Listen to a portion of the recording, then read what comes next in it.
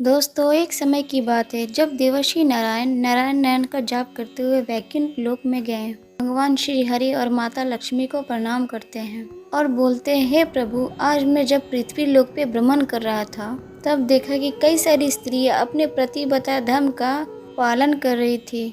वहीं कुछ स्त्रियां अपने पति की आंखों में धूल झोंक कर पराई मर्दों के साथ संबंध बना रही थी। ऐसा क्यों होता है, मैं जानना चाहता हूँ। आखिर एक सच्ची प्रतिबद्ध स्त्री की पहचान कैसे की जाए? हे प्रभु, चरित्रवान स्त्री में कौन से गुण होते हैं तथा एक अचरित्रवान स्त्री में कौन से अवगुण होते हैं? तब भगवान श्री नारायण कहते हैं, हे नारद, आज तुमने पृथ्वी पर रह रहे सभी मनुष्यों के कल्याण के लिए प्रश्न पूछे हैं जो मैं तुम्हें बता रहा हूँ। किंतु एक स्त्री की मन की बात जानना बहुत ही कठिन बात है। आपके इस प्रश्न का योग्य उत्तर देवी लक्ष्मी ही दे सकती है। हे देवी लक्ष्मी, मैं आपसे निवेदन करता हूँ, मेरे परम भक्त नारायण की प्रश्नों का उत्तर देने का प्रयत्न करें। लक्ष्मी कहते, हे प्रभु, आपकी आज्ञा से मैं अवश्य नारद जी की जिज्ञासा को दूर करूंगी। हे देवर्षि नारद, जिस भी नारी के अंदर ये 3 लक्षण होते हैं उस स्त्री का वंश शुद्ध होता है। वो उस स्त्री के घर में माँ लक्ष्मी का निवास होता है। उस नारी के कुल की, पिता के कुल की और पति के कुल की, सभी के कुल की स्वर्ग में स्थान मिलता है। जो स्त्रियां पतिव्रता होती है वो मृत्यु के पश्चात विष्णु लोक की प्राप्ति करती है। पतिव्रता स्त्री की महानता की एक मैं आपको पवित्र कथा सुनाती हूँ। इस कथा के श्रवण करने के मात्र से ही व्यक्ति के सारे कष्टों का निवारण हो जाता है तथा उसके सारे ही पाप धुल जाते हैं। जो व्यक्ति ध्यान मग्न होकर इस कथा को पूरे विश्वास और मन के साथ सुनता है, भगवान विष्णु उसके 32 अपराध माफ कर देते हैं। इसीलिए प्रत्येक मनुष्य को इस कथा को ध्यान पूर्वक सुनना चाहिए। तब देवी लक्ष्मी कहती है, हे देवर्षि नारद, प्राचीन काल की बात है। मध्य देश में एक शोभायमान नगरी थी। उसमें एक कुटिया थी। वहाँ पे एक प्रतिव्रता नारी रहती थी। उसका नाम था शैव्या। शैव्या का पति पिछले जन्म के पाप के कारण इस जन्म में कोढ़ी हो गया था, अर्थात उसको कोढ़ का रोग हो गया था। उसके शरीर में बहुत सारे जख्म थे जिससे सदा ही पस निकलता रहता था। अपने पति की ऐसी दुर्गति देखकर शैव्या ने कभी भी अपने पति का साथ नहीं छोड़ा। निर्मल भाव से अपने पति की सदा ही सेवा किया करती थी। पति के मन में जो कुछ भी प्रश्न उठते थे या पति के जो कुछ भी करने को इच्छा होती, सारी उसकी इच्छाएं वो पूरी किया करती थी। वह प्रतिदिन अपने पति की पूजा भी किया करती थी। जैसे अपने भगवान की पूजा करती थी उसी प्रकार से अपने पति की भी पूजा किया करती थी। साथ ही अपने मन के सभी इच्छाओं को त्याग करके अपने पति के मन में स्नेह की भावना किया करती थी।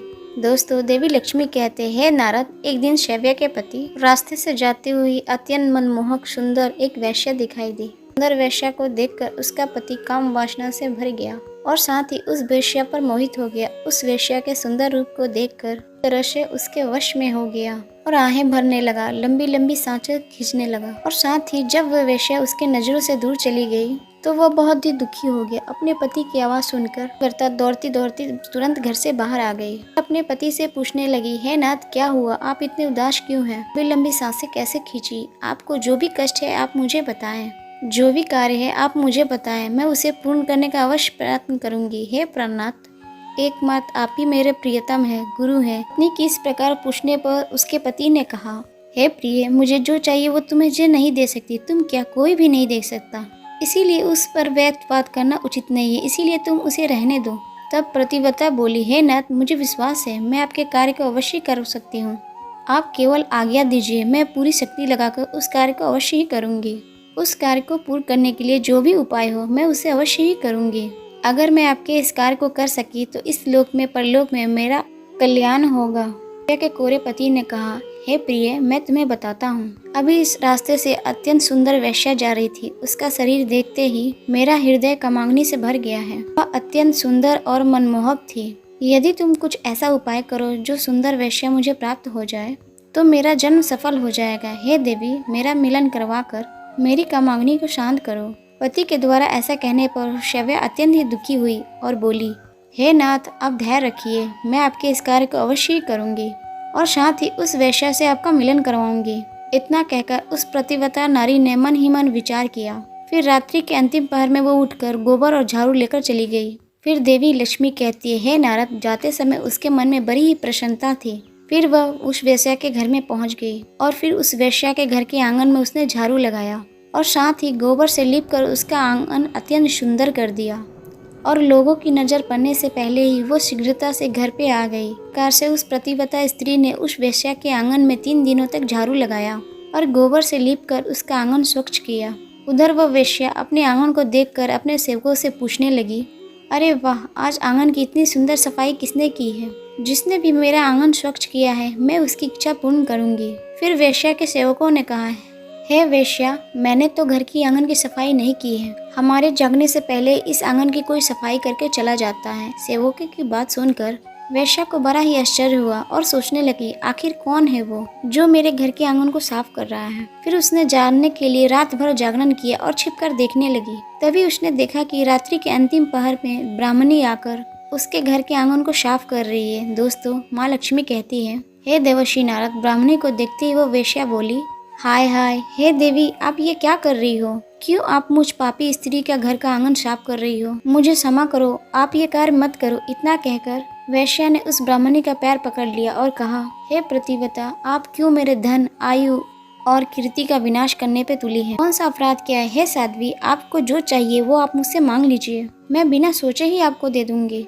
आपको ये कार्य शोभा नहीं देता। तब प्रतिव्रता स्त्री ने उस वेश्या से कहा, हे सुंदरी, मुझे धन की अभिलाषा नहीं है, किंतु तुम्ही से मुझे कुछ कार्य है। यदि तुम करोगी तो मैं बताती हूँ, यदि उस कार्य को तुम पूर्ण करोगी तो मेरे मन को शांति मिलेगी, तभी मैं समझूंगी तुमने मेरा सारा मनोरथ पूर्ण कर दिया। तब वह वेश्या बोली, हे प्रतिव्रता, आप जल्दी बताइए, मैं वचन देती हूँ आपका जो भी अभिष्ट कार्य है मैं उसे अवश्य ही करूँगी। माता जी, आप महान प्रतिव्रता है, आपका मैं कार्य अवश्य करूँगी। मेरे तो सभी पाप धुल जाएंगे आपके चरण छूने से ही। कृपया आप जल्दी बताइए, मैं आपकी किस प्रकार से मदद कर सकती हूँ। फिर वो प्रतिव्रता ने लजाते हुए कहा, है सुंदरी, कुछ दिन पहले मेरे पति की नज़र तुम्हारे सुंदर शरीर पर पड़ी, जिसे देखकर वे तुम्हारे शरीर के मुंह में पड़ गए हैं और तुमसे मिलन करने की इच्छा कर रहे हैं। इतना सुनते ही वो वेश्या चौंक गई और कुछ क्षण तक विचार करने लगी। उस दुर्गंध कोढ़ी युक्त पुरुष के साथ संबंध बनाने की बात सोचकर बड़ा ही दुख होने लगा। वह वेश्या उस प्रतिव्रता से बोली, हे देवी, यदि तुम अपने पति को मेरे घर पर लेके आ जाओ तो उनकी इच्छा मैं एक दिन के लिए अवश्य पूरा करूंगी।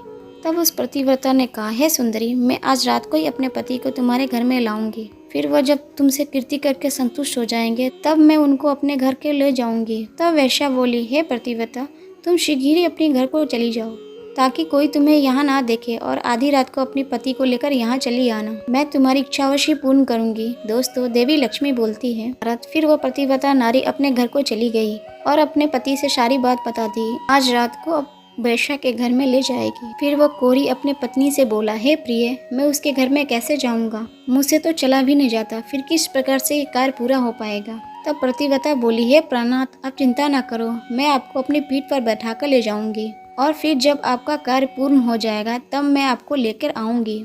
इतना सुनकर वो ब्राह्मण बहुत ही खुश हुआ।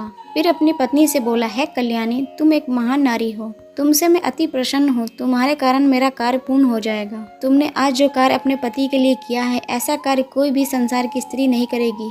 हे देवी, तुम धन्य हो। फिर रात हो गई। फिर रात को प्रतिव्रता नारी अपने पति को पीठ पर बैठाकर लेके जाने लगी। रास्ते में एक जगह परम तेजस्वी ऋषि गलती से चोर समझकर राजा ने उन्हें शूल पर चढ़ाया हुआ था। शूल ऋषि के आर पार में था, फिर भी किंतु वे जीवित थे और वो अपनी तपस्या में लीन हो गए थे। जब रात के अंधकार में वो प्रतिव्रता स्त्री अपने पति को लेकर वहां से गुजरी तो गलती से उसके कोरे पति का शरीर मंडवा ऋषि को लग गया और उनकी तपस्या भंग हो गई। मंडवा ऋषि अत्यंत ही क्रोधित हो गए और श्राप देने लगे, जिस पापी ने भी मेरी तपस्या भंग की है और मुझे वेदनाएं दी है, वह पापी सूर्योदय होते ही भस्म हो जाएगा। ऋषि मंडवा के श्राप सुनकर वह कोढ़ी जमीन पर गिर पड़ा। ऋषि का श्राप सुनते ही वो देवी प्रतिव्रता को बहुत ही दुख हुआ और कहने लगी, आज से 3 दिनों तक सूर्य का उदय ही न हो। इतना कहकर वह प्रतिव्रता नारी अपने पति को लेकर घर चली गई और अपने पति को शैया पर बैठाकर उसके पास लेट गई। फिर देवी लक्ष्मी कहती है, हे नारद, पतिव्रता के वाणी में इतनी शक्ति थी कि वह जो भी कहती है सत्य हो जाता था। पतिव्रता के कहने पर साक्षात सूर्य देव को भी इच्छा का पालन करना पड़ा, क्योंकि स्वयं भगवान विष्णु ने ही पतिव्रता को यह वरदान दिया है, वे जो बोलेगी वह शीघ्र सत्य हो जाएगा। फिर 3 दिनों तक सूर्योदय नहीं हुआ और साथ ही सारा संसार अंधकार में चला गया। तीनों लोकों में इसकी खबर फैल गई। यह दृश्य देखकर सभी देवता ब्रह्मा जी के पास गए और सूर्य न उदय होने का कारण पूछने लगे। फिर ब्राह्मण ने सभी से कहा, यह प्रतिव्रता नारी के कारण हुआ है। दोस्तों, देवी लक्ष्मी कहती है, फिर सभी देवतागण दिव्य विमान में बैठकर उस प्रतिव्रता नारी के पास गए। ब्रह्मा जी ने उस प्रतिव्रता नारी से कहा, हे माता, तुम्हारे कहने से सूर्य का उदय होना रुक गया है, जिसके कारण संपूर्ण सृष्टि खतरे में आ गई है। प्राणियों का जीवन दुष्कर्म हो गया है। कृपया करके तुम अपना वचन पीछे ले लो और सूर्योदय होने दो। फिर उस प्रतिव्रता ने कहा, हे भगवान, एकमात्र पति ही मेरे प्रिय हैं।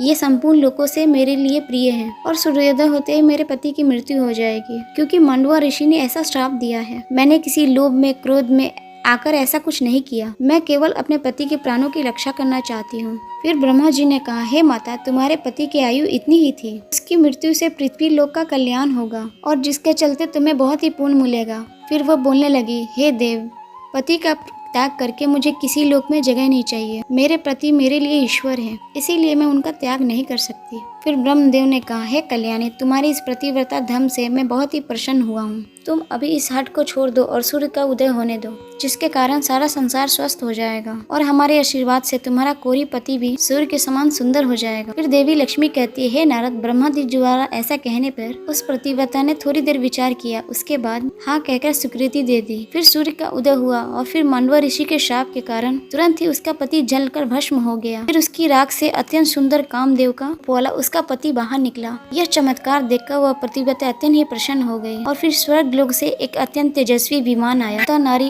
स्वर्ग लोक में बैठकर चली गई। दोस्तों, देवी लक्ष्मी कहती है, देवर्षि नारद, इस प्रकार से प्रतिव्रता नारी को संसार को नष्ट करने की शक्ति होती है। प्रतिव्रता नारी को इतनी शक्ति होती है कि उनके सामने बड़े बड़े देवताओं भी झुक जाते हैं। तो दोस्तों, उम्मीद है कि आपको ये कथा पसंद आई होगी। कमेंट्स बॉक्स में जरूर बताएं और जानकारी अच्छी लगी है तो इस वीडियो को जरूर लाइक करें। जो भी भक्तगण मेरे इस वीडियो को लाइक करके चैनल को सब्सक्राइब करेंगे, माँ लक्ष्मी उनके ऊपर अपना कृपा दृष्टि बनाए रखेंगे। फिर मिलते हैं आपके अपने चैनल रिताई भक्ति में नए वीडियो नए विषय के साथ। नमस्कार।